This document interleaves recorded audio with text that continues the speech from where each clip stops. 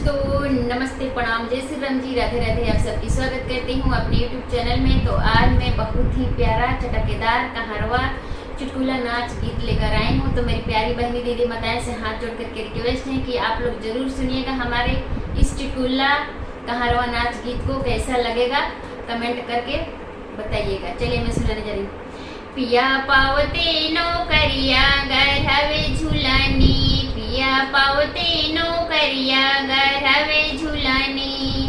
सस के नहीं भावे ससुर के नहीं भावे, सस के नहीं भावे ससुर के नहीं भावे। नहीं भावे राना पड़ोसिन के, नहीं भावे राना पड़ोसिन के। पिया पावते नौकरिया गरहवे झूलानी, पिया पावते नौकरिया गरहवे झूलानी। जेठ के नहीं भावे जेठनी के नहीं भावे, जेठ के नहीं भावे जेठनी के नहीं भावे।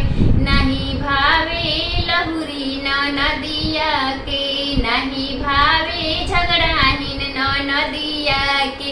पिया पावते नौकरिया गरहवे झूलानी, पिया पावते नौकरिया गरहवे झूलानी। देवर के नहीं भावे देवरानी के नहीं भावे, देवर के नहीं भावे देवरानी के नहीं भावे। नहीं भावे सखिया सहेलिया के, नहीं भावे सखिया सहेलिया के।